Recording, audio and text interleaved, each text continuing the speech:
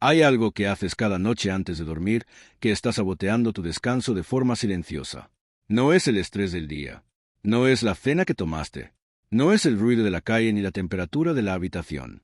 Es algo que tienes en la mano. Algo que miras durante minutos, a veces durante horas, justo cuando tu cuerpo más necesita que lo dejes en paz. Y lo más curioso de todo es que probablemente ya sabes de qué se trata. Has escuchado lo de la luz azul. Has leído algún titular. Has visto el consejo de activar el modo noche en el teléfono. Y aún así, sigues haciéndolo. Porque nadie te ha explicado realmente qué ocurre dentro de tu cerebro cuando esa luz entra por tus ojos en la oscuridad. Nadie te ha contado el mecanismo exacto, el proceso biológico preciso, que convierte esos 20 minutos de pantalla antes de dormir en una hora menos de sueño profundo esa misma noche. Hasta hoy, existe una pequeña estructura en tu cerebro, del tamaño de un grano de arroz, que lleva millones de años siendo el guardián de tu sueño. Durante toda la historia de la humanidad, esta estructura solo recibía un tipo de señal que le decía que era de noche, la oscuridad, que había desaparecido la luz del sol, que era el momento de preparar el cuerpo para el descanso. Hoy, esa estructura recibe una señal completamente diferente, una señal que no existía hace 50 años, una señal que viene de las pantallas que fabricamos nosotros mismos y que le dice, con una claridad que no admite dudas, que todavía es de día. Y ella le cree. Si este vídeo te está aportando algo, suscríbete para ayudarnos a seguir creciendo. Porque lo que vas a descubrir hoy va a cambiar la forma en que miras tu teléfono por las noches. No porque te vayamos a pedir que lo dejes, sino porque cuando entiendas exactamente lo que está pasando dentro de ti, tomar esa decisión va a ser mucho más fácil. Para entender por qué la luz azul tiene el efecto que tiene sobre el sueño, necesitas conocer primero el sistema que lleva millones de años regulando el sueño humano. No de forma superficial, de forma suficientemente profunda para que lo que viene después tenga sentido real y no se quede en otro consejo más que escuchas y no aplicas. Se llama ritmo circadiano. Y aunque el término suene técnico, el concepto es elegante en su simplicidad. Es el reloj biológico interno que tiene tu cuerpo. No una metáfora, un sistema real, regulado por genes específicos que se descubrieron en moscas de la fruta en los años 70 y que le valieron a sus descubridores el Premio Nobel de Medicina en 2017. Un mecanismo que regula con una precisión sorprendente cuando deberías estar despierto, cuando alerta, cuando en modo relajación, cuando en el punto más profundo del descanso, cuando listo para despertar. Este reloj no opera en aislamiento. Necesita señales del entorno externo para sincronizarse con el mundo real y mantenerse calibrado. Y la señal más poderosa que recibe, con diferencia, la que tiene más influencia sobre por encima de cualquier otra señal, incluidas la temperatura, la alimentación o la actividad física, es la luz. Específicamente, la luz que entra por tus ojos. En el fondo de la retina, mezcladas con los bastones y los conos que usas para ver el mundo, hay un tercer tipo de células fotosensibles que los investigadores no descubrieron hasta el año 2002. Se llaman células ganglionares intrínsecamente fotosensibles, y su función no tiene nada que ver con ver imágenes. No contribuyen a tu visión. Su única función es detectar la presencia o ausencia de luz ambiental y enviar esa información directamente, a través de una vía nerviosa específica, a una pequeña estructura del hipotálamo llamada núcleo supraquiasmático. Ese núcleo, del tamaño aproximado de un grano de arroz, es literalmente el marcapasos del reloj circadiano. El centro de coordinación de todos los ritmos biológicos del cuerpo. El guardián que lleva millones de años tomando una decisión fundamental a cada momento. ¿Es de día o de noche? Cuando el núcleo supraquiasmático recibe señal de que hay luz, activa el modo vigilia. Suprime la producción de melatonina en la glándula pineal. Eleva el cortisol. Mantiene la temperatura corporal alta. Prepara al organismo para la actividad. Cuando recibe señal de que hay oscuridad, hace exactamente lo contrario, en una cascada coordinada que se despliega durante aproximadamente 45 minutos. La producción de melatonina se inicia. La temperatura corporal empieza a descender. La presión arterial baja ligeramente. El sistema nervioso parasimpático toma el control. El organismo inicia la transición hacia el descanso profundo. Este sistema funcionó con precisión milimétrica durante toda la historia de la humanidad, porque durante millones de años, la única fuente de luz brillante era el sol. Cuando el sol se ponía, llegaba la oscuridad. Y la oscuridad era la señal inequívoca para el núcleo supraquiasmático de que era hora de iniciar la preparación del sueño. Pero aquí está el problema que define nuestro momento histórico en lo que al sueño se refiere. Las células ganglionares fotosensibles de la retina que envían la señal al núcleo supraquiasmático no son igualmente sensibles a todas las longitudes de onda de la luz. Son especialmente sensibles, de forma muy marcada, a la luz de longitud de onda corta, en el rango de los 470 nanómetros aproximadamente. La luz que percibimos como azul o azul blanca. ¿Y cuál es la longitud de onda dominante en la emisión de luz de las pantallas de teléfonos, tabletas, ordenadores y televisores LED modernos? Exactamente esa. La luz azul de longitud de onda corta, la misma que durante millones de años solo emitía una fuente, el sol a plena luz del día. Cuando miras tu teléfono en la oscuridad de tu habitación a las 11 de la noche, lo que llega al núcleo supraquiasmático no es la señal de una pantalla, es la señal de un sol de mediodía. Y ese sistema que lleva millones de años respondiendo a esa señal con una respuesta unívoca, responde con la misma respuesta de siempre. Detén la melatonina. Activa el modo vigilia. El día no ha terminado, y las consecuencias de esa confusión no se limitan a tardar más en dormirse. Son mucho más profundas, más sistémicas y más duraderas de lo que la mayoría de la gente imagina. Pero antes de entrar en esas consecuencias, hay algo más que necesitas saber sobre cómo funciona exactamente este sistema, porque ese detalle cambia todo. La respuesta del núcleo supraquiasmático a la luz no es lineal ni constante. Es especialmente potente durante las 2 horas previas a la hora habitual de dormir, lo que los cronobiólogos llaman la ventana de inhibición de la melatonina. Es el periodo en que el reloj circadiano es más vulnerable a la interferencia de la luz artificial, mucho más vulnerable que durante el resto del día. ¿Por qué? Porque en condiciones naturales, esas 2 horas previas a dormir eran las horas del atardecer. Todo el mundo ha escuchado que la luz azul retrasa la producción de melatonina, pero muy pocas personas entienden qué significa eso realmente en términos de lo que le ocurre a su sueño esa misma noche. Y esa falta de comprensión es precisamente lo que hace que el consejo de evitar pantallas antes de dormir entre por un oído y salga por el otro sin generar ningún cambio real en el comportamiento. La melatonina no es la hormona que te hace dormir. Este es uno de los malentendidos más extendidos sobre el sueño, y vale la pena detenerse un momento aquí porque cambia completamente cómo entiendes el problema. La melatonina no actúa como un interruptor que apaga el cerebro. No es un sedante. No es lo que produce la sensación de sueño directamente. Su función es mucho más sutil y al mismo tiempo mucho más importante. Es la hormona que prepara la arquitectura del sueño. Piénsalo como el director de orquesta que llega antes que los músicos para preparar el escenario. La melatonina no toca ningún instrumento. Pero sin ella, los músicos no saben cuándo empezar, en qué orden entrar ni a qué ritmo tocar. Cuando los niveles de melatonina empiezan a subir por la noche, el organismo inicia una serie de procesos coordinados que se despliegan en secuencia durante los siguientes 45 minutos aproximadamente. La temperatura corporal central empieza a descender, y ese descenso no es un efecto secundario del sueño, sino una condición necesaria para alcanzar el sueño profundo. El ritmo cardíaco se ralentiza de forma gradual. La presión arterial desciende ligeramente. La actividad del sistema nervioso simpático, el modo alerta y respuesta al estrés, empieza a ceder terreno al sistema parasimpático, el modo descanso y recuperación. Y el cerebro empieza a producir las ondas cerebrales más lentas que caracterizan la transición hacia el sueño. Todo este proceso necesita tiempo. No ocurre de golpe. Es una cascada fisiológica que necesita entre 45 minutos y 1 hora de preparación hormonal progresiva. Y esa preparación depende directamente de que los niveles de melatonina estén subiendo con suficiente antelación antes de que tu cabeza toque la almohada. Cuando miras una pantalla en la oscuridad durante los 30 o 40 minutos previos a acostarte, no estás solo retrasando el sueño unos minutos.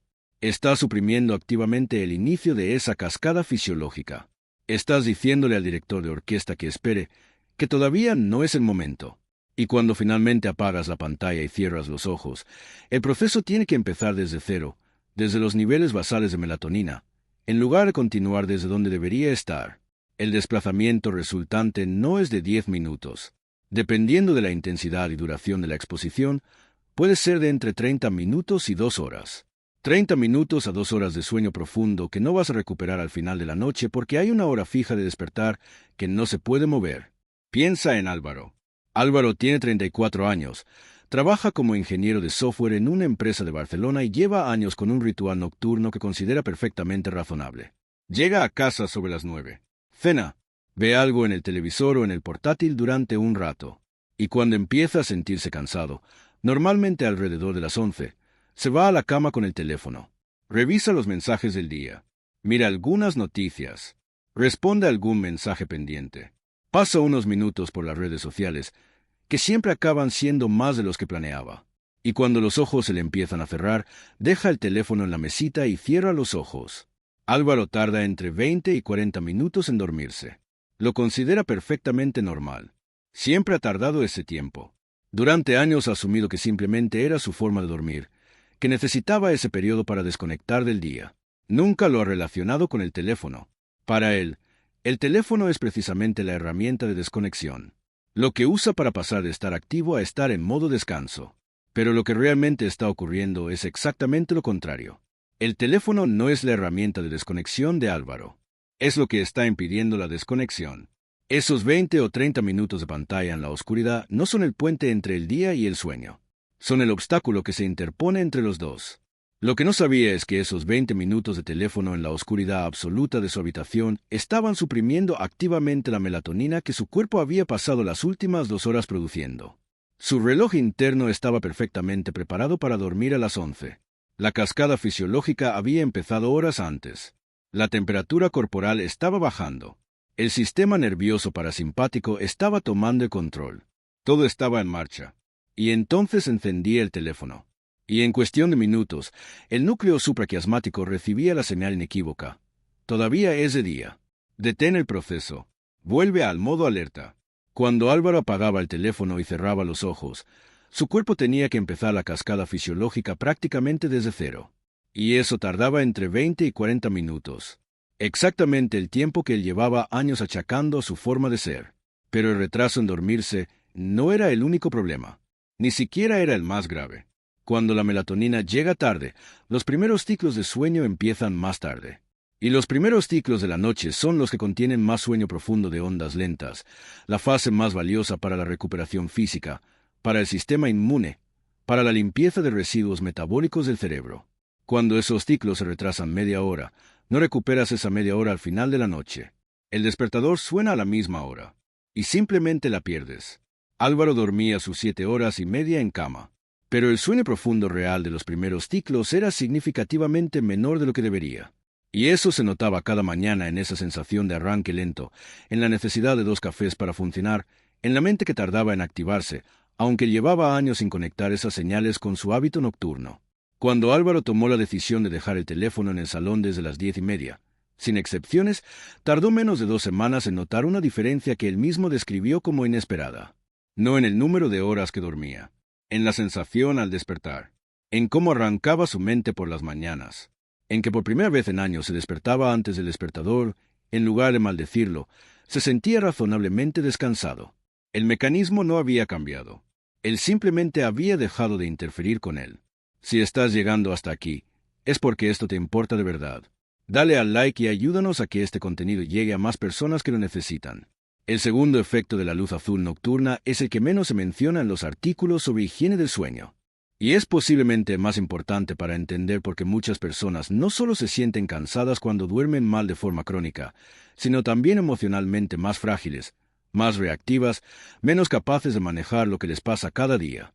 El sueño REM, esa fase en la que el cerebro procesa las emociones del día y genera las conexiones creativas más complejas, es especialmente vulnerable a la interferencia de la luz azul. No porque la luz azul afecte directamente al REM, sino porque afecta a todo lo que viene antes, y el REM depende de lo que viene antes. Para entenderlo necesitas visualizar cómo está organizada una noche de sueño completa. Imagina que tu noche es un edificio de 5 plantas. Cada planta es un ciclo de 90 minutos. En las primeras plantas, las de la primera mitad de la noche, el edificio está construido principalmente de sueño profundo de ondas lentas. Es la parte más sólida, la más densa, la que hace el trabajo más pesado de restauración física. En las últimas plantas, las de la segunda mitad de la noche, el edificio está construido principalmente de sueño REM. Es la parte más elaborada, la que procesa emociones, genera conexiones creativas y prepara al cerebro para el día siguiente. Estas 2 mitades no son independientes, son secuenciales. Para que las últimas plantas existan con toda su riqueza, las primeras tienen que haberse construido correctamente primero. Cuando la luz azul retrasa el inicio del sueño profundo, no solo retrasas las primeras plantas, retrasas todo el edificio. Los ciclos de sueño profundo llegan más tarde. Y cuando llegan más tarde con una hora fija de despertar, los ciclos REM de la segunda mitad de la noche quedan literalmente sin espacio. Quedan comprimidos, interrumpidos, incompletos. El resultado es un cerebro que llega al día siguiente sin haber completado su ciclo de procesamiento emocional. Las experiencias del día anterior, especialmente las emocionalmente intensas, no se integraron del todo. Las preocupaciones no se calibraron. Los conflictos no se procesaron. El sistema emocional no hizo su mantenimiento nocturno. Y eso tiene consecuencias que van mucho más allá del cansancio físico. Consecuencias que muy pocas personas relacionan con sus pantallas nocturnas porque la cadena causal es demasiado larga y demasiado indirecta para ser visible a simple vista. Piensa en Marina. Marina tiene 29 años. Trabaja en el departamento de marketing de una empresa de moda en Madrid y lleva más de un año sintiendo que algo ha cambiado en ella. No sabe exactamente cuándo empezó. No hay un antes y un después claro. Solo la sensación acumulada de que su capacidad de gestionar el estrés ha empeorado de forma gradual pero consistente. Las situaciones que antes manejaba con relativa facilidad ahora le pesan más tiempo del necesario. Una crítica de su jefe en una reunión le queda dando vueltas durante días, cuando antes la procesaba y la dejaba ir en unas horas. Los conflictos pequeños con su pareja, los que cualquier pareja tiene, le generan una reactividad emocional que ella misma reconoce como desproporcionada pero que no puede evitar. Los domingos por la tarde le generan una ansiedad anticipatoria ante la semana que empieza que antes simplemente no tenía. Ha hablado con su médica. Los análisis están bien. Ha pensado en empezar terapia. Ha pensado que quizás es burnout.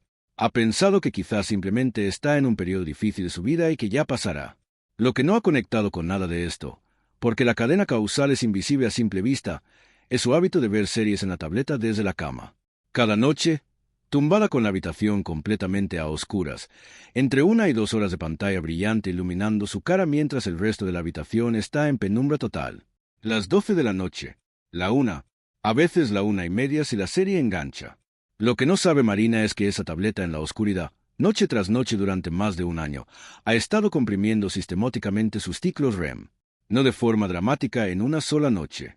De forma gradual, acumulativa, silenciosa. Su deuda de procesamiento emocional se ha ido acumulando semana tras semana, mes tras mes, sin que ningún análisis lo detectara y sin que el contador de horas registrara nada normal.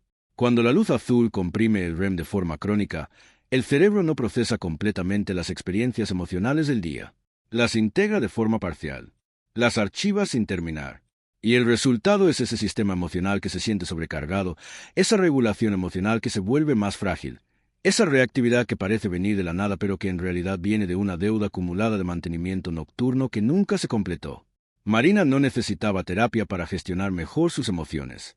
Aunque la terapia puede ser muy valiosa por muchas otras razones. Necesitaba dejar de ver series en la tableta a la 1 de la madrugada. Cuando tomó esa decisión y estableció las 10:30 como límite absoluto de pantallas, con la tableta fuera del dormitorio, sus propias palabras 3 semanas después fueron sencillas y directas. No sé exactamente qué cambió, pero me siento más yo misma. Lo que cambió fue el REM, y con él, la capacidad del cerebro de procesar, integrar y equilibrar cada día lo que la vida le trae. No porque Marina hubiera resuelto ningún problema externo, sino porque por fin su cerebro tenía el espacio nocturno que necesitaba para hacer su trabajo. El tercer gran error que comete casi todo el mundo cuando escucha hablar de la luz azul es activar el modo noche en el teléfono y asumir que el problema está resuelto. El modo noche, también llamado filtro de luz azul o pantalla cálida en distintos dispositivos, reduce la cantidad de luz de longitud de onda corta que emite la pantalla. En teoría, esto debería reducir el impacto sobre la melatonina y el reloj circadiano. En la práctica, la reducción es real pero insuficiente. Los estudios sobre el efecto del modo noche en la producción de melatonina muestran resultados modestos. La supresión de melatonina se reduce, sí, pero no desaparece. Una pantalla con modo noche activado sigue emitiendo una cantidad significativa de luz azul, suficiente para interferir con el núcleo supraquiasmático si la exposición ocurre en la oscuridad completa durante un periodo prolongado. Y hay algo más que el modo noche no puede solucionar. El problema no es solo la longitud de onda de la luz. Es también la intensidad total de la luz que entra por los ojos, y es la estimulación cognitiva y emocional que genera el contenido de la pantalla.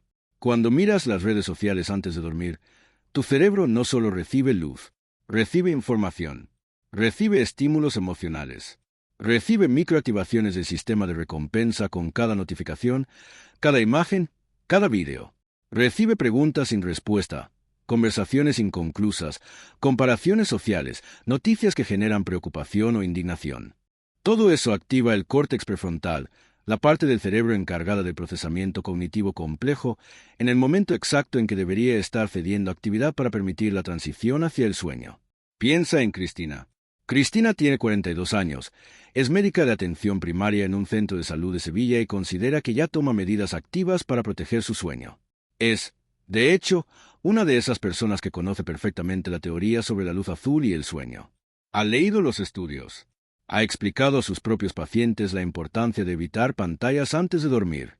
Activa el modo noche en todos sus dispositivos desde las 9 de la noche. Usa gafas con filtro de luz azul cuando trabaja con el ordenador por las tardes. Tiene configurado el teléfono para que cambie automáticamente a tonos cálidos al atardecer. Cristina cree que está haciendo las cosas bien. Y técnicamente, en algunos aspectos, tiene razón. Pero Cristina sigue mirando el teléfono hasta las 11:30 cada noche. Con el modo noche activado, con las gafas puestas, con todos los filtros en funcionamiento, pero mirándolo. Las noticias del día, los mensajes del grupo de médicos del centro, las novedades en los protocolos clínicos, los mensajes de pacientes que llegaron tarde, los casos complicados que tiene pendientes para mañana y que le generan una preocupación de fondo que no consigue apagar. Y aquí está el problema que el modo noche no puede resolver. El modo noche reduce la cantidad de luz azul que llega al núcleo supraquiasmático. Eso es real y tiene un efecto medible. Pero hay dos variables críticas que el modo noche no toca. La primera es la intensidad total de luz que entra por los ojos. Una pantalla con modo noche en una habitación oscura sigue siendo una fuente de luz brillante contra un fondo negro. Y las células fotosensibles de la retina responden a esa diferencia de contraste con una potencia mucho mayor que si la misma pantalla se usara en un entorno bien iluminado. La segunda es la activación cognitiva y emocional.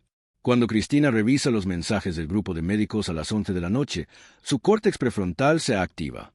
Cuando lee sobre un caso complicado que tiene mañana, su sistema de respuesta al estrés libera cortisol.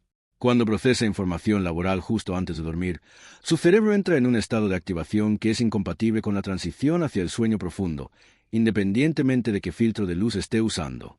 El modo noche filtra la longitud de onda, pero no filtra el contenido. Y el contenido que Cristina consume antes de dormir es exactamente el tipo de estimulación cognitiva y emocional que más interfiere con el inicio del sueño profundo. Cristina duerme sus 7 horas. Se despierta con la sensación de que no ha descansado del todo. Siente que su mente no termina de apagarse por las noches. Y no entiende por qué, si está haciendo todo lo que se supone que hay que hacer. Lo que está haciendo es filtrar el síntoma. No está tratando la causa. El modo noche es una herramienta útil como complemento, pero no es una solución. Es un parche parcial que aborda solo una de las dimensiones del problema. Y usarlo como excusa para seguir mirando pantallas hasta tarde es exactamente lo que hace que muchas personas bien informadas sobre el sueño sigan durmiendo mal. La respuesta real no es filtrar la pantalla, es alejar la pantalla. La cuarta parte es la más práctica, y también la que más resistencia genera cuando la gente la escucha por primera vez. Porque la solución no es complicada, pero tampoco es fácil, porque no es técnica, es conductual. Lo que la evidencia científica muestra de forma consistente es que el impacto de la luz azul sobre el sueño se reduce de forma significativa cuando hay un periodo de al menos 45 minutos a 1 hora entre la última exposición a pantallas y el momento de acostarse. No de reducción de luz azul, de ausencia de pantallas. 45 minutos sin pantallas antes de dormir le da al núcleo supraquiasmático tiempo suficiente para recibir la señal de oscuridad, iniciar la producción de melatonina y empezar la cascada fisiológica que prepara el cuerpo para el sueño profundo de los primeros ciclos. Pero hay algo más importante que el tiempo. Es el entorno. La razón por la que la luz de las pantallas tiene tanto impacto no es solo su longitud de onda. Es que la estamos usando en oscuridad casi total. Cuando los ojos están adaptados a la oscuridad, cualquier fuente de luz, incluso una de baja intensidad, genera una respuesta mucho más potente en las células fotosensibles de la retina que la misma fuente de luz en un entorno bien iluminado. Esto tiene una implicación práctica que muy poca gente conoce. Si tienes que usar pantallas por la noche, hacerlo con la habitación o el salón bien iluminados reduce significativamente el impacto sobre el reloj circadiano comparado con usarlas en la oscuridad. Piensa en Pablo. Pablo tiene 38 años, Es periodista de investigación y su trabajo hace prácticamente imposible desconectar de las pantallas antes de las 10 o las 11 de la noche. Tiene que estar al tanto de las noticias hasta tarde porque las noticias no tienen horario. Tiene que revisar su correo porque los editores y las fuentes escriben a cualquier hora. Tiene que cerrar artículos con deadlines que no se mueven. Tiene que estar disponible porque esa es la naturaleza de su trabajo. Pablo lleva años sintiéndose culpable por no poder aplicar los consejos de higiene del sueño que lee. Sin pantallas 2 horas antes de dormir. Modo avión desde las 9. Teléfono fuera del dormitorio. Para él, esos consejos son literalmente incompatibles con su profesión y con su vida. Y esa incompatibilidad le ha llevado a una especie de resignación. Si no puede hacer las cosas bien, al menos que sean como son. Pero el error de Pablo no es que no puede eliminar las pantallas. El error es asumir que eliminarlas es la única solución. Lo que Pablo no sabía es que el impacto de la luz azul sobre el reloj circadiano no depende solo de si miras o no miras una pantalla. Depende de dos variables que sí puede controlar: el entorno en que la usa y el tiempo que hay entre la última exposición y el momento de acostarse. Cuando las células fotosensibles de la retina están adaptadas a la oscuridad, cualquier fuente de luz genera una respuesta mucho más intensa en el núcleo supraquiasmático que la misma fuente de luz en un entorno iluminado. Un teléfono usado en una habitación bien iluminada tiene significativamente menos impacto sobre la melatonina que el mismo teléfono usado en oscuridad total. No cero impacto, pero mucho menos. Y cuando hay un periodo de transición real, aunque sea de 45 minutos, entre la última pantalla y el momento de acostarse, el núcleo supraquiasmático tiene tiempo suficiente para recibir la señal de oscuridad e iniciar la cascada fisiológica que prepara el sueño profundo. Cuando Pablo empezó a trabajar con todas las luces de su despacho encendidas a plena potencia en lugar de en la penumbra que encontraba más cómoda, algo cambió. Cuando dejó de mirar el teléfono en la cama con las luces apagadas y empezó a hacer esos últimos mensajes sentado en el salón iluminado, algo cambió más. Y cuando estableció que los últimos 45 minutos antes de acostarse serían sin ninguna pantalla, aunque solo fuera para leer un par de páginas de un libro físico o escuchar algo tranquilo con los ojos cerrados, la diferencia fue todavía mayor. Pablo no eliminó las pantallas de su vida nocturna. Las reorganizó de forma inteligente. Cambió el contexto en que las usaba para reducir su impacto. Y creó un periodo de transición antes de dormir que le costó menos de lo que esperaba una vez que lo convirtió en hábito. En 3 semanas notó que tardaba menos en dormirse, que los primeros 30 minutos de sueño eran más profundos, que se despertaba con más energía aunque el número de horas fuera el mismo. Las estrategias que funcionan no son siempre las más restrictivas. Son las que entienden el mecanismo y actúan sobre él con precisión. Las luces cálidas y tenues en el ambiente de casa durante las horas nocturnas, bombillas de tono naranja o rojizo en lugar de blanco frío, reducen la estimulación del reloj circadiano incluso cuando no estás mirando ninguna pantalla. Las gafas con filtro ámbar de alta densidad, no los filtros suaves estéticos que se han puesto de moda, sino los que realmente bloquean el espectro completo de la luz azul, tienen un efecto medible cuando se usan durante las 2 horas previas a dormir en entornos con iluminación artificial. Y el hábito de dejar el teléfono en otra habitación al acostarse, aunque parezca un cambio menor, elimina de raíz la tentación de esos últimos 15 minutos de pantalla en la oscuridad que son, proporcionalmente, los más dañinos de toda la noche. Ahora junta todo lo que has aprendido hoy, porque el panorama completo es mucho más coherente de lo que parecía al principio y mucho más accionable de lo que muchas personas creen. Tu cerebro tiene un sistema de sincronización del sueño que lleva millones de años funcionando con una sola señal: la presencia o ausencia de luz solar. Cuando hay luz, modo vigilia, modo alerta, modo actividad. Cuando hay oscuridad, modo descanso, modo reparación, modo preparación para el sueño profundo. Un sistema elegante, eficiente, sorprendentemente preciso, perfectamente adaptado a las condiciones del mundo en que evolucionamos durante cientos de miles de años. Ese sistema no ha cambiado. Lo que ha cambiado es el entorno en que opera. Las pantallas que fabricamos emiten exactamente la longitud de onda de luz a la que ese sistema es más sensible. La misma longitud de onda que durante millones de años solo emitía el sol a plena luz del día. Y las usamos en el momento más crítico para el sueño. En la oscuridad total de la habitación, en las últimas horas del día, justo cuando el núcleo supraquiasmático debería estar recibiendo la señal inequívoca de que la jornada ha terminado. El resultado es un reloj interno que recibe mensajes contradictorios cada noche. El cuerpo dice que es tarde, que está cansado, que quiere dormir. La pantalla dice que es mediodía. Y el núcleo supraquiasmático, fiel a su función de millones de años, le cree a la pantalla. La producción de melatonina llega tarde. La cascada fisiológica que prepara el sueño profundo empieza con retraso. Los primeros ciclos de la noche son menos ricos en sueño profundo de lo que deberían. Y como toda la arquitectura se desplaza, los ciclos REM de la segunda mitad de la noche quedan comprimidos o incompletos. El resultado acumulado noche tras noche es ese estado que tantas personas reconocen pero pocas saben explicar. Dormir las horas correctas y no descansar del todo. Mente lenta por las mañanas. Regulación emocional más frágil.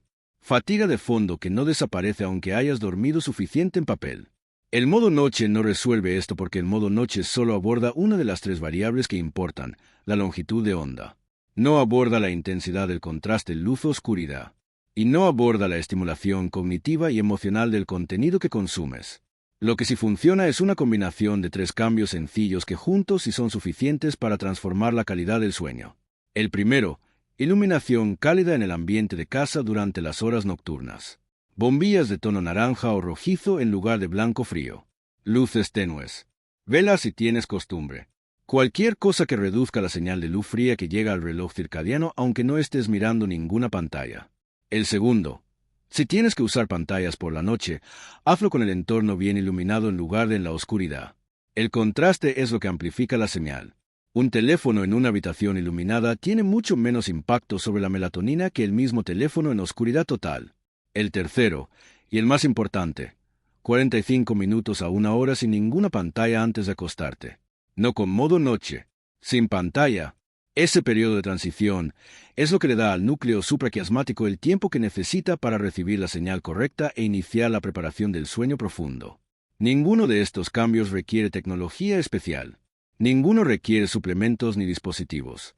Solo requieren entender el mecanismo, decidir, con conocimiento de causa, cómo quieres actuar sobre él. Vamos a repasar lo que has descubierto hoy. No como una lista de recomendaciones que añadir a las que ya tienes, sino como el cambio de comprensión que representa. Porque la diferencia entre saber que la luz azul afecta al sueño y entender exactamente por qué y cómo, no es solo una diferencia de información. Es una diferencia en la capacidad de actuar. Durante años has sabido que la luz azul afecta al sueño. Probablemente has activado el modo noche en algún momento.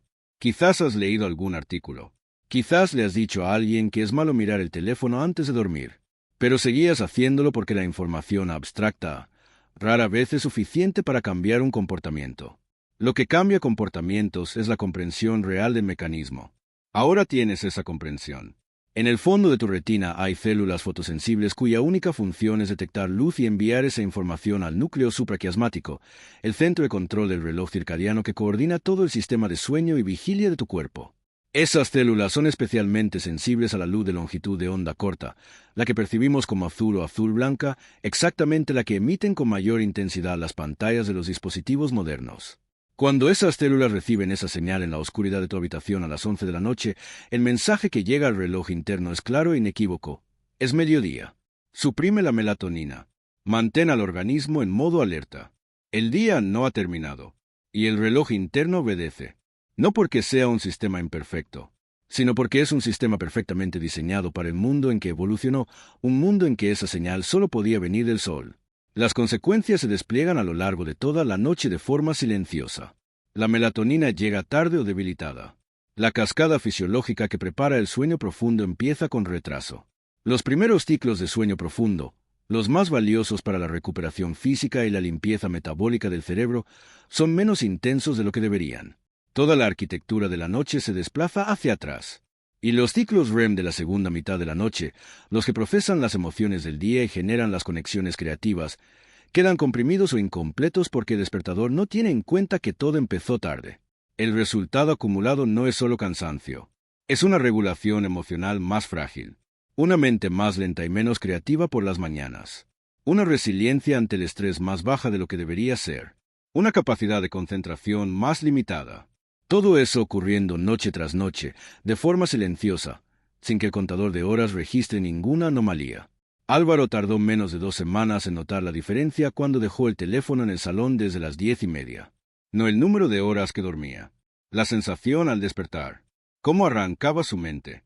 El hecho de despertarse antes del despertador, sintiéndose descansado por primera vez en años.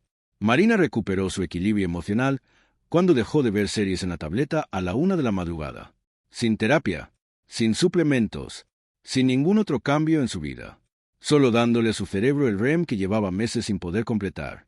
Cristina entendió que el modo noche, aunque útil, no era suficiente, que necesitaba alejar las pantallas, no solo filtrarlas, que el problema no era solo la longitud de onda de la luz, sino la estimulación cognitiva del contenido que consumía justo antes de dormir. Y Pablo encontró su propia versión de la solución, una que era compatible con su trabajo y con su vida, cambiando el entorno en que usaba las pantallas y creando un periodo de transición real antes de acostarse. Ninguno de ellos hizo un cambio radical ni eliminó las pantallas de su vida. Todos ellos entendieron el mecanismo con suficiente profundidad para actuar sobre él de forma precisa e inteligente. Y eso es exactamente lo que está en tu mano hacer esta noche. No tienes que tirar el teléfono. No tienes que renunciar a tu serie. Solo tienes que decidir, esta noche, cuándo parar. Y crear ese periodo de 45 minutos a 1 hora antes de acostarte en que tu núcleo supraquiasmático pueda recibir la señal que lleva millones de años esperando cada noche. La señal de que ya es de noche.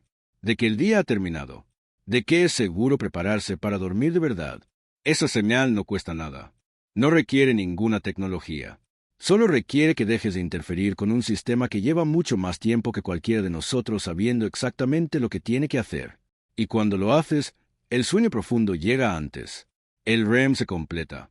El cerebro hace su trabajo nocturno sin interrupciones. Y te despiertas con algo que quizás llevas tiempo sin sentir de verdad. La sensación de haber descansado. De verdad, si este video te ha resultado útil, dale like para ayudar a otros a descubrirlo. Y si aún no te has suscrito, hazlo ahora para ayudarnos a seguir creciendo. Cada semana publicamos contenido que mejora tu salud, tu mente y tu calidad de vida.